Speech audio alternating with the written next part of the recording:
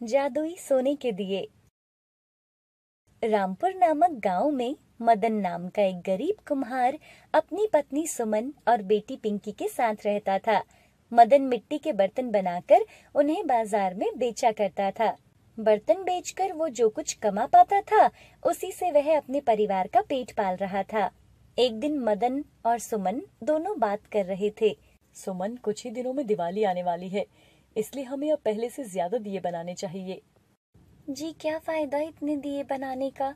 लोग इन मिट्टी के दियों को लेते कहाँ हैं? जब से मार्केट में ये विदेशी दिए और लाइट्स आई हैं, तब से लोग मिट्टी के दिए जलाते ही नहीं हैं। कह तो तुम सही रही हो, लेकिन हम इसमें और क्या कर सकते हैं। हम तो दिए ही बना सकते हैं। देखते हैं इस दिवाली हमारे दिए बिक पाते हैं या नहीं।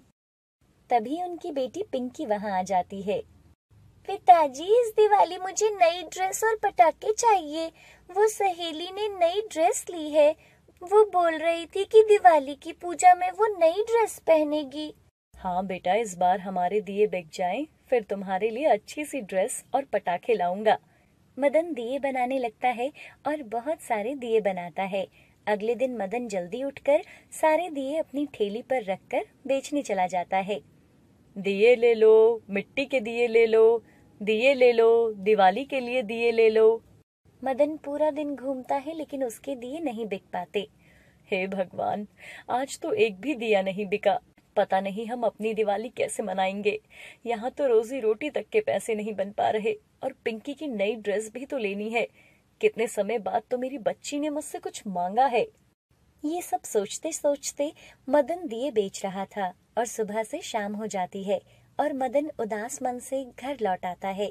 जैसे ही मदन घर पहुंचता है, पिंकी भागकर अपने पिता के पास आती है। पिताजी, पिताजी, आप मेरे लिए ड्रेस ले आए। तभी वहां सुमन आ जाती है। अरे बेटा, अभी तो दिवाली आने में 3 दिन है, बाद में ले आएंगे तुम्हारे लिए ड्रेस। अभी तुम बाहर जाकर खेलो। पिंकी बाहर खेलने चली जाती है। जी, क्या हुआ? आप इतने निराश क्यों लग रहे हो? क्या करूं सुमन, दिवाली आने वाली है, लेकिन कोई भी ये मिट्टी के दिए नहीं खरीद रहा। आज पूरे दिन में एक भी दिया नहीं बिका। अगर ऐसे ही चलता रहा तो हम क्या करेंगे। हमारे पास तो खाना खाने तक के पैसे नहीं हैं, तो दिवाली और पूजा, पिंकी के लिए नई ड्रेस और पटाखे कहाँ से लाऊंगा। जी, आप दिल छोटा मत करिए। अभी दिवाली को कुछ दिन है, क्यों ना हम और सुंदर दिए बनाएं। अगर हम इस बार रंग बिरंगे दिए बनाएं, क्या पता फिर हमारे दिए बिक जाएं। मदन सुमन की बात मान लेता है और फिर वो दोनों मिलकर दिए बनाते हैं और उनमें रंग भरते हैं। अगले दिन मदन फिर से दिए बेचने जाता है, लेकिन जाते जाते मदन की ठेली को एक गाड़ी टक्कर मार देती है और मदन को चोट लग जाती है। मदन को ऐसे सड़क में गिरा देख लोग उसे डॉक्टर के पास ले जाते हैं और उसको पट्टी करवा देते हैं। मदन फिर घर चला जाता है।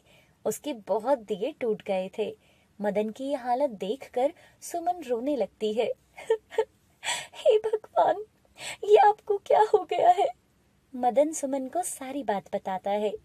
भगवान का शुक्र है, आपको ज्यादा चोट नहीं लगी। आप चिंता मत करो, सब ठीक हो जाएगा। घर में खाने तक का सामान नहीं है और ऊपर से ये चोट लग गई, और जो दिए बनाए थे वो भी टूट गए। मेरी तो कुछ समझ नहीं आ रहा कि भगवान क्या चाहता है, क्यों हमारे साथ ये सब कर रहा है। मदन सुमन से कहता है, कल दिवाली है, अब तुम्हें ही सारे दिए बनाने पड़ेंगे और फिर बाजार में ले जाकर उन्हें बेचना भी पड़े। सुमन उस दिन नए दिए बनाती है और अगले दिन उन्हें बाजार ले जाती है। माँ, मैं भी आपके साथ दिए बेचने चलूं? ठीक है, तुम भी चल पड़ो। फिर वे दोनों दिए बेचने चले जाते हैं। दिए ले लो, रंग बिरंगे दिए ले लो। दिए ले लो, सुंदर सुंदर दिए ले लो। तभी कुछ औरतें उनके पास आती हैं और उनसे कुछ दिए लेती हैं। अरे, ये तो बहुत सुंदर बनाए हैं। ये दिए मैं लक्ष्मी माता की पूजा के लिए इस्तेमाल करूंगी।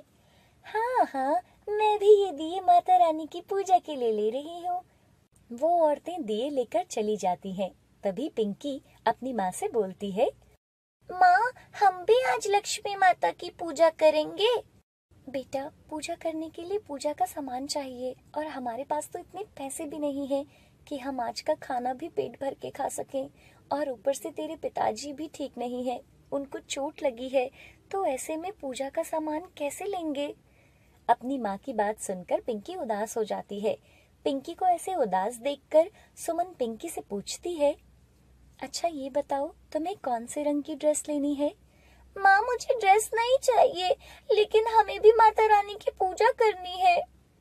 सुमन पिंकी को बोलती है कि उसके पिताजी को चोट लगी है, उनके लिए दवाई और खाने का सामान लेना है ताकि वो जल्दी ठीक हो जाए। लेकिन दूसरी तरफ पिंकी ने पूरा मन बनाया था कि वो भी माता रानी की पूजा करना चाहती है।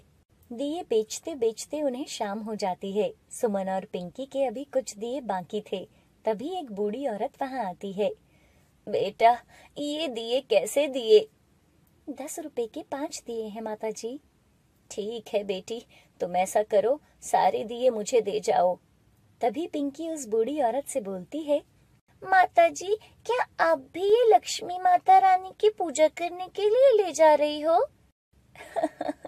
हाँ हाँ बेटा, मैं भी माता रानी की दिवाली पर पूजा करूंगी। तुम्हें भी करनी है क्या पूजा?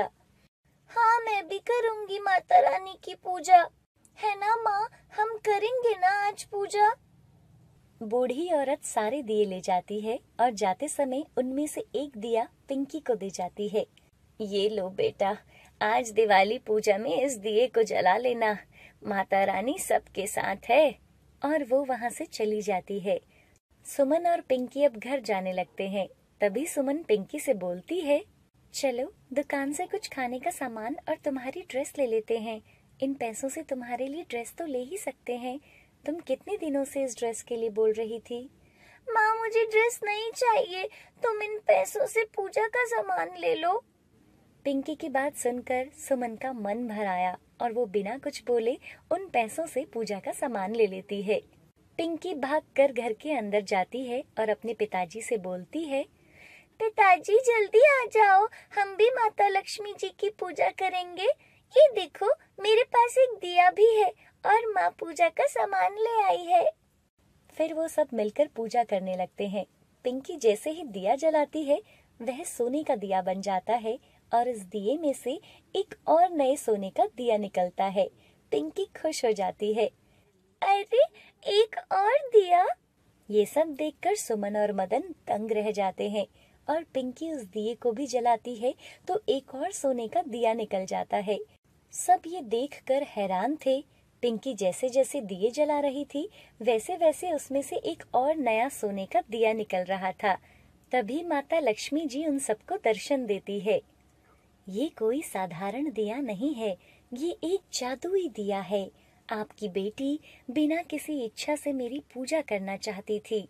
मैं इससे बहुत प्रसन्न हूँ, इसलिए मैंने इसे ये जादुई दिया दिया है। वो सब मिलकर माता लक्ष्मी जी की पूजा करते हैं।